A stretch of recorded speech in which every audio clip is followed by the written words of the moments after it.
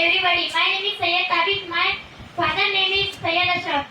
I study in 8th standard from Urdu High School Junior College Kuldana. First of all, I want to do thanks our school talk about Sir Dr. APJ Abdul Kalam. He was a glorious person of our country, and many achievements had to give by Dr. APJ Abdul Kalam.